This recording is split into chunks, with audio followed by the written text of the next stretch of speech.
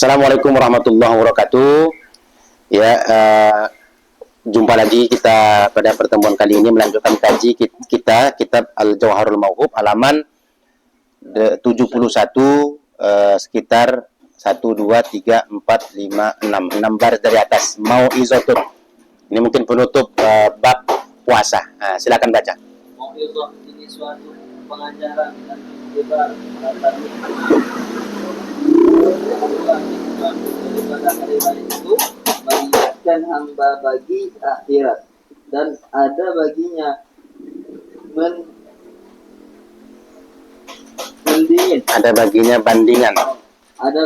bandingan pada hari kiamat.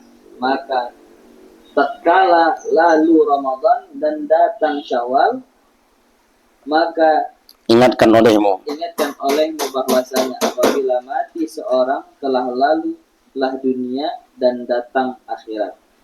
Dan apabila melihat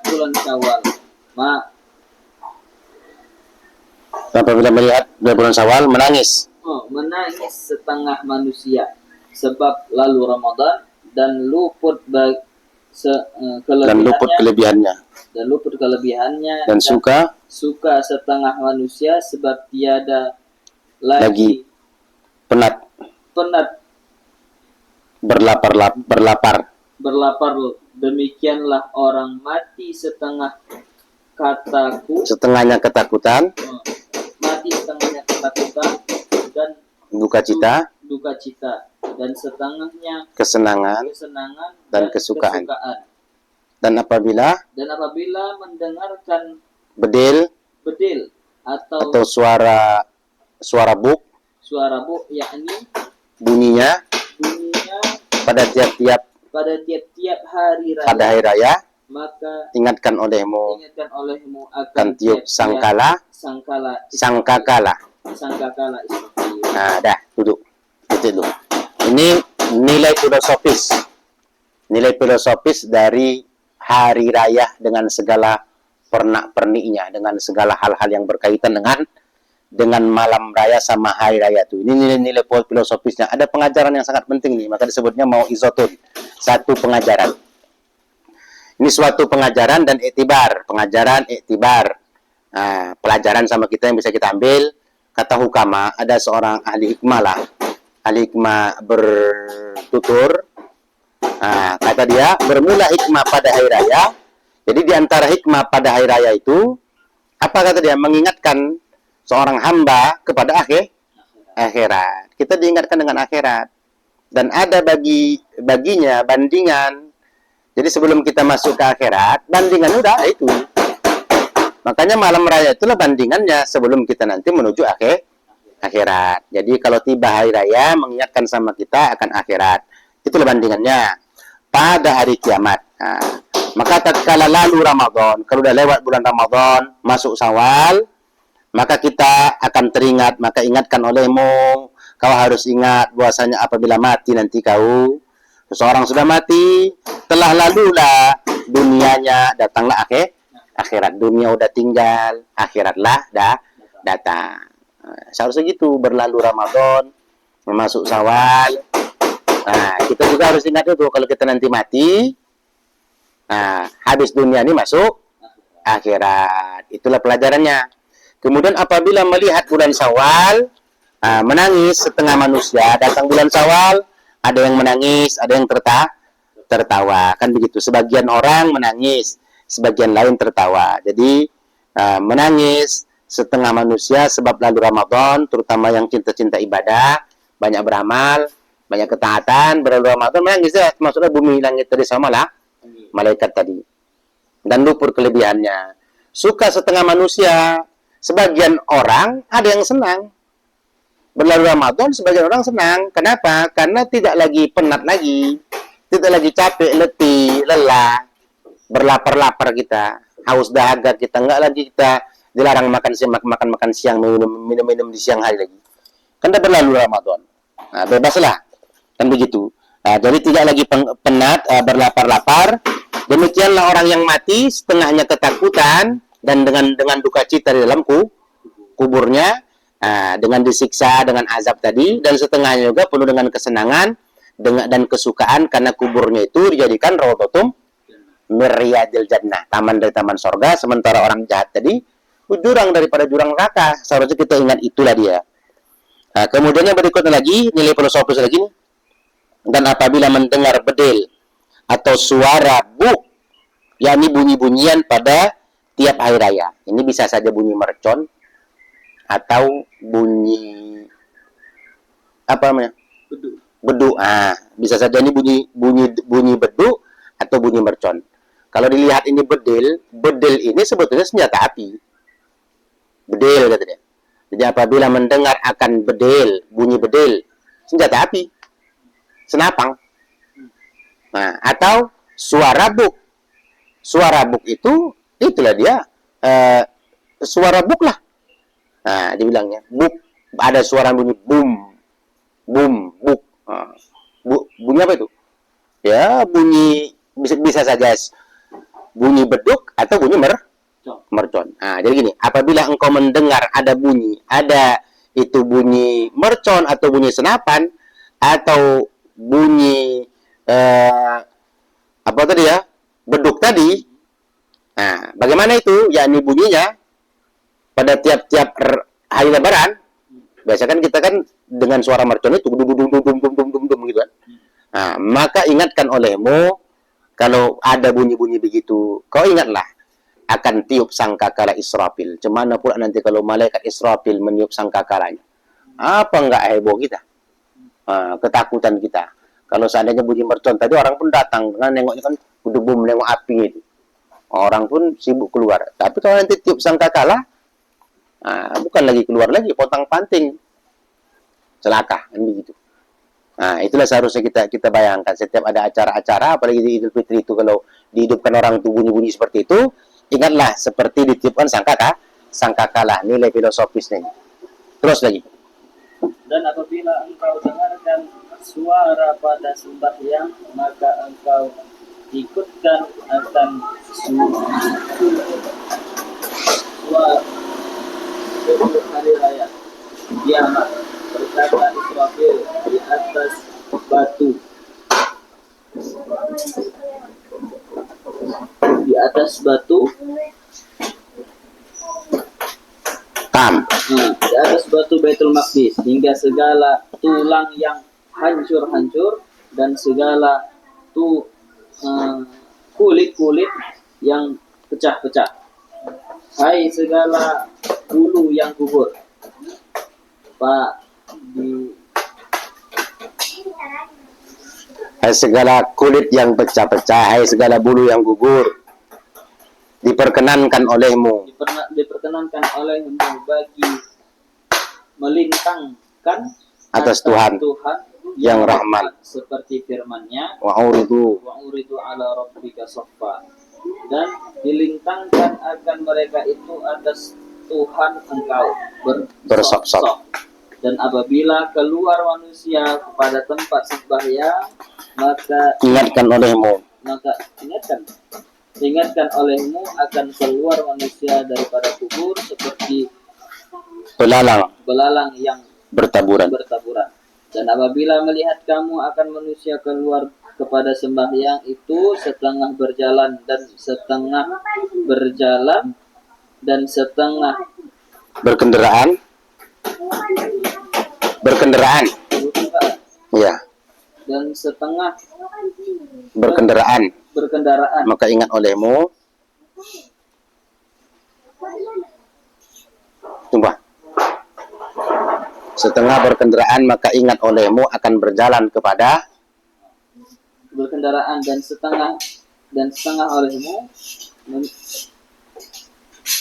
Coba. Berkendaraan tuh. Berkendaraan maka ingatkan olehmu akan berjalan kepada mauqif. Apa sih? Mauqif.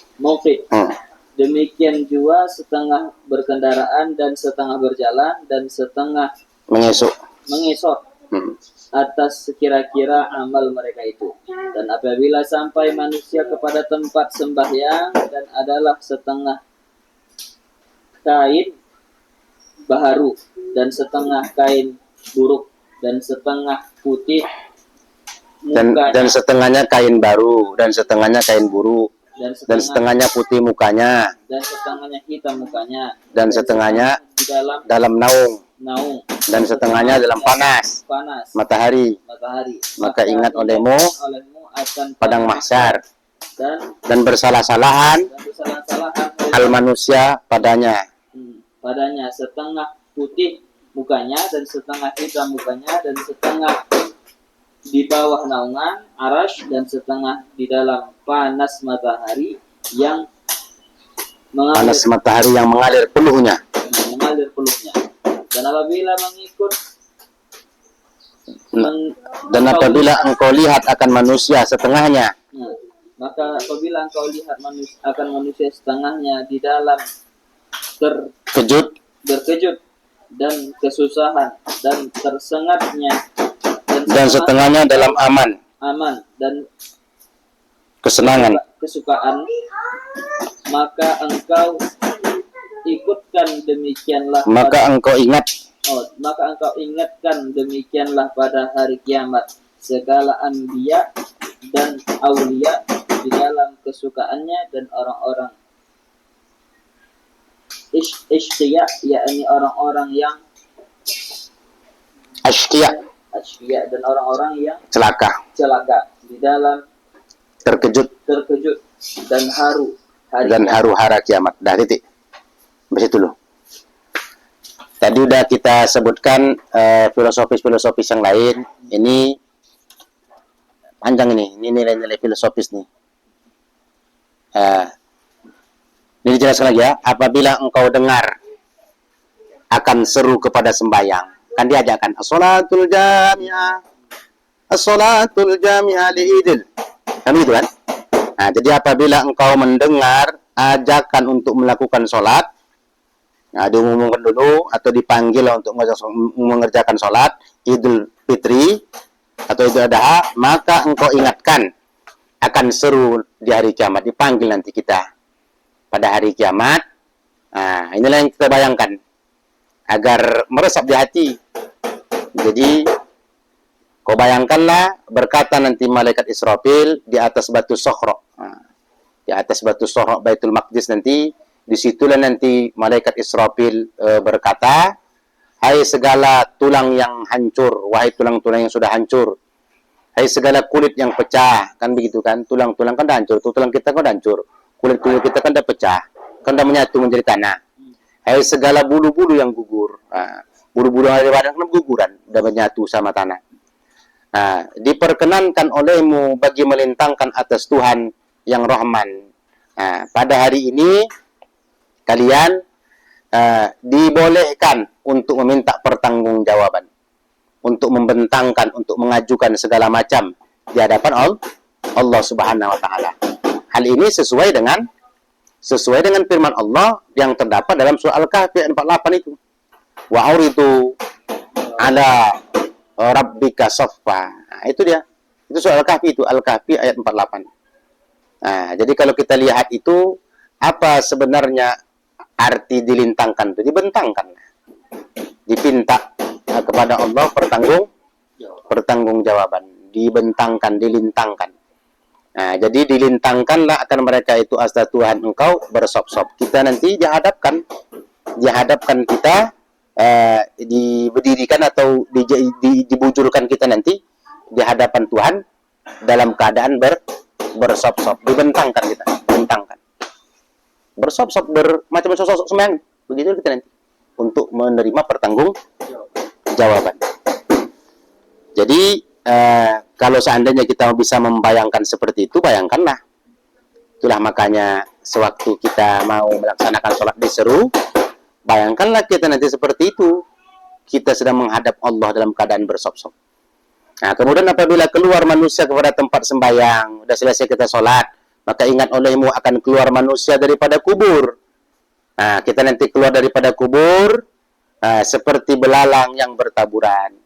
Belalang yang bertaburan, aneh-aneh yang berserak, semut yang keluar dari kandang. Nah, macam itu nanti kita bertaburan. Semut yang keluar dari kandang, bertabrak-tabrakan, macam itulah belalang. Jadi berserak nanti manusia ketika keluar dari kubur. Apabila melihat kamu akan manusia keluar kepada sembahyang, lalu udah kau tengok nanti orang keluar daripada sembahyang itu setengahnya berjalan. Kan begitu kan? Tadi kita disuruh untuk sholat. Ini udah selesai sholat. Orang sholat kan berserak entah kemana-mana, ya semacam semut, semacam belalang yang bertaburan. Ini pula, kalau kau tengok orang sudah selesai keluar daripada sholat, kau tengok sebagian orang itu keluar manusia sembahyang itu setengahnya berjalan, setengahnya lagi berkendaraan. Ada yang berjalan, ada yang berkendaraan. Maka kau bayangkan, kau ingat. Nah, itu maksudnya. Ingatkan olehmu, bayangkan olehmu. Kau nanti berjalan menuju Mauqif. Menuju Mauqif itu tempat berdiri di padang mahsyar. Di padang mahsyar kita diberdirikan nama. Mauqif tempat berdiri. Nah, diberdirikan nanti kita lama di padang mahsyar. Setengahnya berkendaraan, setengahnya berjalan. Nah, jadi ada nanti orang itu menuju padang mahsyar itu ada yang berkendaraan, ada yang berjalan kaki. Makanya kan ada riwayat hadis kalau kita kurban naik lembu kita, naik kambing kita. Tapi bukan kambing itu lembu kita itu, tak kendaraan lain. Allah jadikan. Atau secara harfiah bisa saja hewan itu nanti dikasih satu-satu. Jangan pula nanti 7 orang naik satu lembu, 7 orang gimana mau duduk? Nah, bukan itu. Entah dikasih Tuhan nanti lembu-lembu lain, sapi-sapi lain, kendaraan-kendaraan lain itu nanti. Jadi ada nanti kita bangkit dari kubur itu berkendaraan. Ada nanti yang berjalan kaki. Lalu setengahnya mengesok. Ada yang tak bisa berjalan, ngesot. Jalan kaki, ngesot itu berarti ikutlah pantatnya, digeser-gesernya. Macam orang lumpuh, begitulah. Setengahnya mengesok. Atas, setengahnya berjalan, setengahnya mengesok, atas sekira-kira amal mereka itu. Jadi sesuai dengan amal ibadah yang kita lakukan. Lalu apabila sampai manusia kepada tempat sembahyang, kalau kita sudah sampai kepada tempat sembahyang kita, dan adalah setengahnya kain baru. Orang nanti sholat tuh kan, ada yang pakai kain baru, ada yang pakai kain buru, ada bermerek, belum lagi copot lagi merek masya Allah lagi. Tahu orang kainnya kain baru, baru itu. Kau tengok selengket itu gajah duduk itu. Nampak dari merek yang biasa itu, bukan gajah duduk di bawah tuh. Masih nampak orang tahu barunya bisa warnanya terlalu kali terang. Kalau kain-kain lama ini kan warna kan udah hilang. Nah ini kalau ada kain baru orang tahu ini kain baru. Kau tengok warna itu, mencolak kan. Jadi ada yang pakai kain baru, ada orang yang pakai kain baru, baju second, baju lama.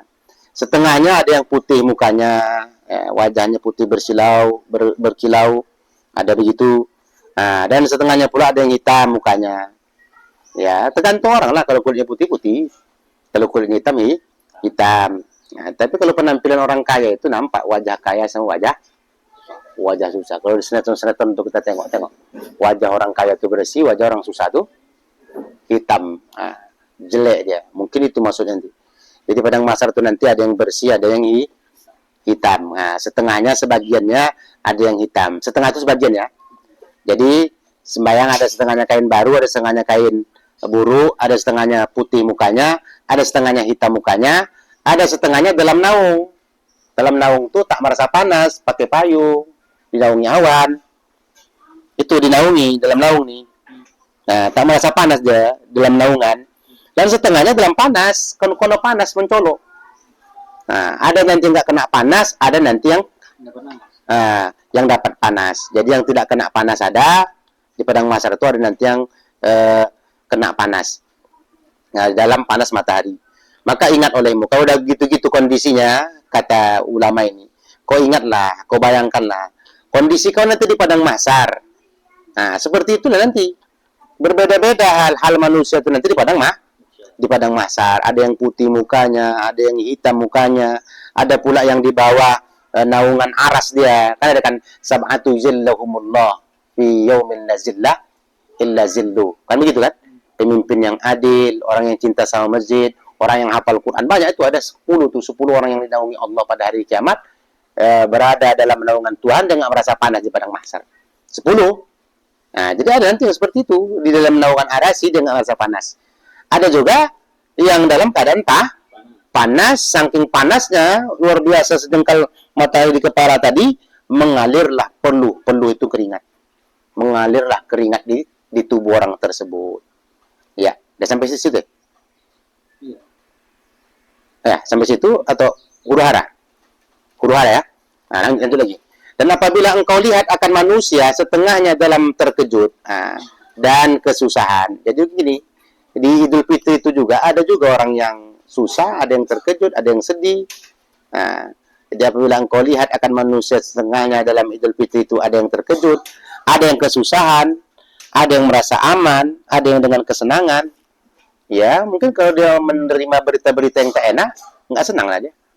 Tak ada duit, tak senang dia. Nggak dimakan pun, ada hal yang nggak bisa dimakan. Pokoknya tak ada uang belanja, nggak senang. Di kondisi manusia itu pada raya itu macam-macam. Ada yang senang, ada yang tidak. Ada yang terkejut, ada yang kesusahan, ada yang merasa aman dan kesukaan. Ada yang tenang, ada yang aman, ada yang tak senang, ada yang susah. Maka engkau ingat, kau bayangkanlah demikianlah nanti keadaan orang pada hari pada hari kiamat. Nanti manusia di hari kiamat itu berbeda. Segala anbiya dan aulia, para nabi, para wali-wali Allah dalam keadaan kesenangan. Sementara orang-orang yang askia, orang yang celaka, dalam keadaan terkejut. Dan huru hara pada hari kiamat. Titik. Terus lanjut. Dan apabila engkau lihat akan panji-panji sultan, maka engkau ingatkan akan panji-panji oleh alhamdu pada tangan Nabi Muhammad SAW. Dan apabila engkau lihat akan berhimpun manusia, maka engkau ingatkan akan berhimpun sekalian makhluk pada padang mahsyar. Dan apabila berdiri mereka itu pada sembahyang, maka engkau ingatkan akan berdiri segala makhluk bagi Tuhan Rabbul Alamin. Dan apabila apabila angkat tangan mereka bagi takbir, maka ingatkan olehmu akan angkat tangan mengambil suratan amal. Dan apabila membaca imam akan bacaannya, maka ingat olehmu akan membaca suratan amal. Dan apabila rukuk mereka, maka ingatkan olehmu akan kehinaan segala muka bagi Tuhan Al-Hayyul Qayyum, seperti firman-Nya, wa anatil wujuhu lil Hayyil Qayyum. Dan telah hinalah segala muka bagi Tuhan Hayyul Qayyum. Dan apabila sujud mereka itu, maka ingatlah olehmu akan hari yang diserukan akan mereka itu pada sujud, seperti firman Allah, yauma yukshafu an saqin wa yud'auna ila sujud. Sebut olehmu ya Muhammad akan hari yang dibukakan daripada batas, yaitu hinayah, daripada saat hari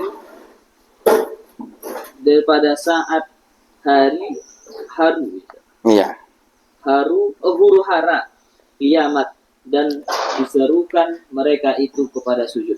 Dan apabila duduk mereka itu, maka ingat olehmu akan duduk tiap-tiap umat atas lutut mereka itu, seperti firman-Nya, wa tara kullu ummatin jasiyah. Dan melihat engkau yang Muhammad akan tiap-tiap umatku duduk atas lututnya daripada ketakutan hari huru hara kiamat. Dan apabila memberi salam mereka itu pihak kanan dan pihak kiri, dan bercerai segala manusia, maka ingat olehmu akan bercerai makhluk satu puak kepada surga dan satu puak kepada neraka, seperti firman-Nya, fariqum fil jannah wa fariqum fi sa'ir. Dan satu puak pada surga dan satu puak pada neraka. Dan apabila membaca imam akan khutbah, maka ingat olehmu akan seru Jibril alaihissalam Ketahui olehmu bahwasanya sianu anak sianu anak Sianu bahagia selamanya, selamanya. tiada celaka Tiada celaka. Demikian kemudiannya dan ketahui olehmu bahwa Sianu anak Sianu celaka selama-lamanya, tiada bahagia akannya. Dan apabila tiada bahagia kemudian. Dan Dah, titik di situ. Nah, kita lanjutkan penjelasan lagi ya. Dan apabila tadi sudah ya, dan apabila engkau lihat akan panji-panji sultan. Panji-panji itu yang lalu apa panji-panji? Hah? Bendera. Nah, jadi kalau kau tengok ada bendera-bendera yang dipacakkan, yang dibawa oleh sultan, apabila engkau lihat akan panji-panji sultan, maka engkau ingat akan panji-panji liwaul hamdi. Kalau presiden saja punya bendera, sultan saja punya bendera, nah, bagaimana nanti dengan Rasulullah?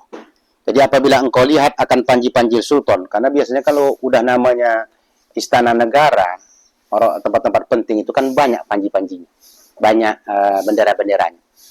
Jadi apabila engkau melihat akan panji-panji sultan, panji-panji pemimpin, bendera-bendera yang dikenakan atribut sebagai seorang pemimpin, menandakan akan datang pemimpin atau tempat pemimpin, maka engkau ingatkanlah akan bendera liwaul hamdi pada tangan Nabi Muhammad. Jadi Nabi Muhammad nanti ada punya namanya bendera liwaul hamdi. Dan apabila engkau lihat akan berhimpunnya manusia, maka engkau ingat akan perhimpunan segala makhluk pada padang mahsyar.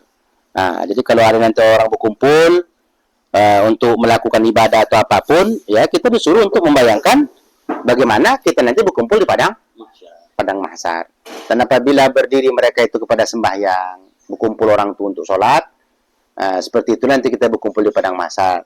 Lalu kalau mereka nanti berdiri kepada sholat, ingatkan olehmu kalau kau nanti berdiri di hadapan Tuhan, begitu juga seluruh makhluk nanti berdiri di hadapan Tuhan untuk meminta pertanggungjawaban. Dan apabila engkau angkat tangan mereka, dan apabila angkat tangan mereka itu, jadi orang yang sholat tadi udah mengangkat tangan, mau melaksanakan sholat bagi takbiratul ihram, maka kau bayangkan, kau ingatlah itu, angkat tanganmu mengambil suratan amal. Kita nanti nggak bisa mengambil suratan amal. Maka ingatkan olehmu akan angkat tangan mengambil suratan amal. Kita nanti dipaksa ngambil. Kalau kita ngambil tangan kanan, ternyata jatah kita tangan kiri, pukulkan malaikat lah. Kiri. Nah, tak bisa itu. Kalau udah jatah dari kiri, ya kiri. Tak bisa kita langsung ambil ini. Tahu diri nanti saya itu. Karena disesuaikan dengan amal. Dan apabila berdiri mereka itu kepada sembahyang, maka engkau ingat akan berdiri segala makhluk bagi Tuhan Rabbul Alamin. Apabila angkat tangan mereka bagi takbir, maka ingat olehmu akan angkat tangan mengambil suratan amal. Dan apabila membaca imam, ini nilai filosofis. Kalau imam sudah membaca bacaan ayat, bacaan surat, maka ingat olehmu akan membaca suratan amal. Kalau imam baca ayat, baca surat, kita juga ingat nanti kita akan membaca suratan amal kita masing-masing di Idul Fitri itu. Itu gambaran pada hari kiamat. Makanya apabila ruku imam mereka itu, maka ingat olehmu akan kehinaan segala muka bagi Tuhan, ayat Al-Hayyul Qayyum.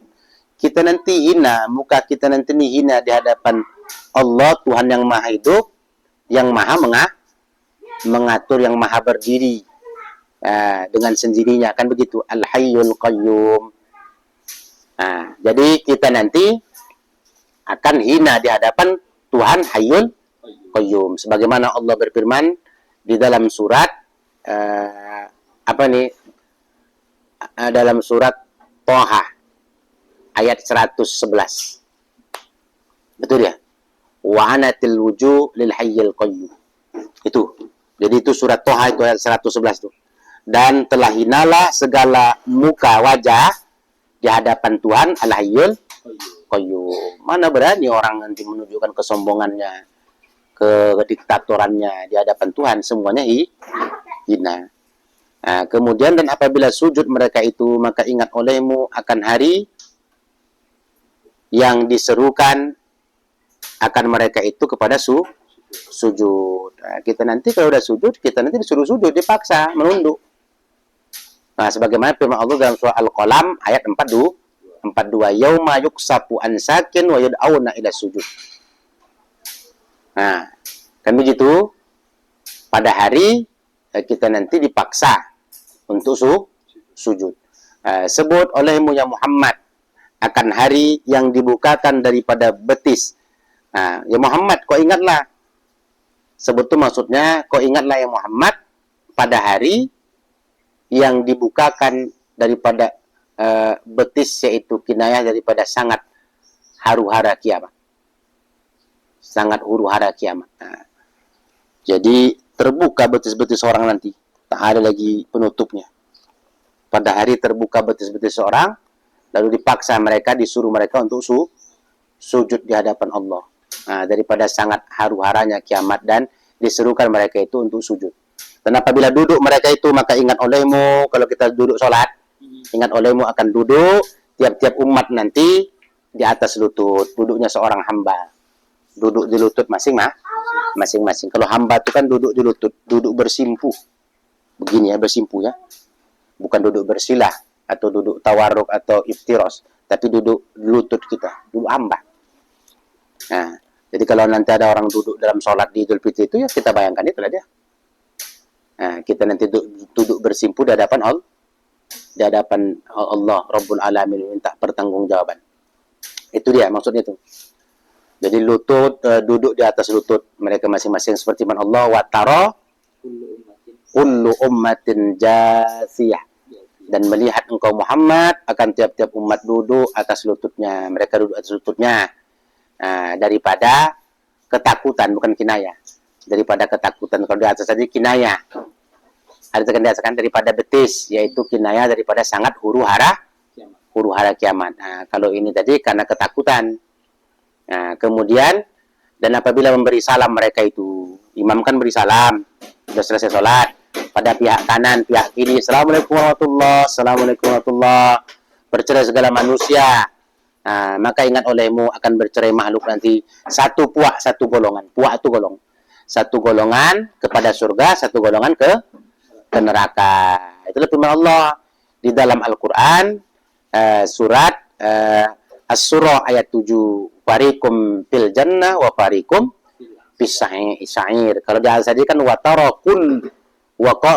kulli ummatin jasiyah, itu surat Jasiyah ayat 28. Jadi kalau tadi kan sudah kita sebutkan ya, pada hari yang dibukakan daripada betis. Betis disingkapkan betis itu tak ada lagi penutup betis. Kalau kita kan pakai celana, kan ada betis ya.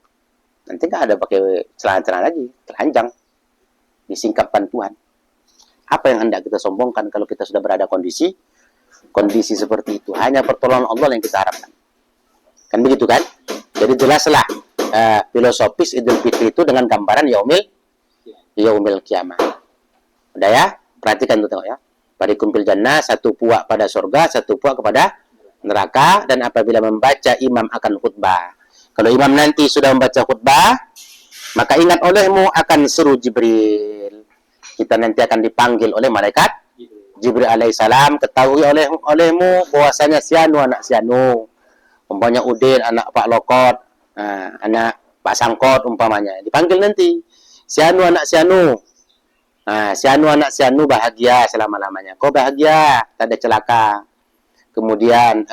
Kemudiannya, jadi sudah ini kau akan bahagia selama-lamanya masuk ke dalam surga. Dan ketahui olehmu bahwasanya sianu anak sianu, dipanggil nanti nama-nama orang celaka, umpamanya Abu Jahal, bin Abdul,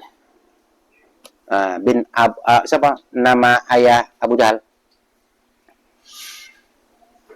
Kakek Rasulullah. Abdul Muttalib, Abu Talib, Abdul Muttalib, kan begitu kan, Abu Talib, Abdullah bin Abdul Muttalib itu kan. Punya Abu Jahal bin Abdul Muttalib, kan udah orang celaka itu, udah jadi penghuni neraka. Nanti dipanggil nanti pada hari kiamat. Sianu anak sianu celaka selama-lamanya tiada bahagia. Kemudian Nah, kalau yang belum jelas matinya kafir, tak boleh pula kita sebut mereka itu celaka, kita kafirkan. Karena bisa saja Tuhan muqallibal qulub mengasih hidayah. Makanya kita nggak boleh mengatakan itu celaka si anu. Bisa saja berubah musuh menjadi kawan, kawan menjadi musuh. Tapi kalau udah jelas mati Firaun, nanti panggil Firaun anak si anu, siapa nama ayah dia. Nah, itu nanti dipanggil, nanti masuk neraka. Kemudian apabila disembelihkan kurban, ini lain lagi nih. Kalau tadi gambaran Idul Fitri, ini Idul Adha pula. Apabila disembelihkan kurban, maka ingat olehmu. Gambaran filosofis dari Idul Adha itu. Ingat olehmu akan disembelih maut yang ada ia atas rupa kibas. Jadi ingat olehmu akan disembelih nanti maut ada ia atas rupa kibas pada hari kiamat antara surga dan neraka. Jadi kita tiap hari raya kurban, tiap hari raya kita kurban, kita sembelih kambing, kelembu, kerbau. Nanti di hadapan Tuhan juga begitu seperti itu. Allah ada nanti yang Allah sembelihkan kurban. Sebetulnya apa yang disembelihkan Tuhan tuh? Al-maut, kematian. Makanya kalau kita nanti sudah berada di alam barzah, di alam akhirat, tak ada lagi cerita mati. Kematian itu sudah disembelih. Nah, itu maksudnya. Apabila disembelihkan kurban, maka ingat olehmu akan sembelih maut. Mati itu tak ada lagi. Yang ada ia atas rupa kibas. Jadi kibas nanti disembelih, artinya simbol menyembelih kematian. Kematian udah nggak ada lagi. Pada hari kiamat, antara surga dan neraka. Seru yang menyeru. Ada nanti yang memanggil, hai ahlul jannah, wahai penghuni surga, khulud bila maut. Kalian kekal di surga tanpa ada mati. Itu maksudnya. Sehat terus kalian, hidup terus kalian semua selama-lamanya di surga, tak ada cerita mati-mati lagi. Karena sudah disembelih kematian tersebut. Dan ahlun nar, wahai ahlun ahli neraka, khulud bila maut. Nah, itu dia. Kekal kau dalam neraka tanpa ada kematian. Karena siksa aja terus-menerus, tak ada berhenti. Kalau kita di dunia ini kan kesudahan kematian. Nah, jatuh, putus kepala kawan mati, tak ada hidup lagi. Kan selesai. Nah, di hari kiamat nanti kalau disiksa, siksa terus selama-lamanya sampai sesuai dengan jatah waktu yang ditentukan Tuhan atau sesuai dengan kadar dosanya. Sampai sini kaji kita ya. Nah, mudah-mudahan apa yang kita kaji tentang bab puasa sampai berapa kali pertemuan ini dapat kita pahami dengan sebaik mungkin. Nah, silakan yang bagi yang menyimak dari mulai halaman 64 sampai halaman 72. Silakan kalau nggak paham nanti boleh bertanya langsung dengan saya, boleh. Saya sudah. Assalamualaikum warahmatullahi wabarakatuh.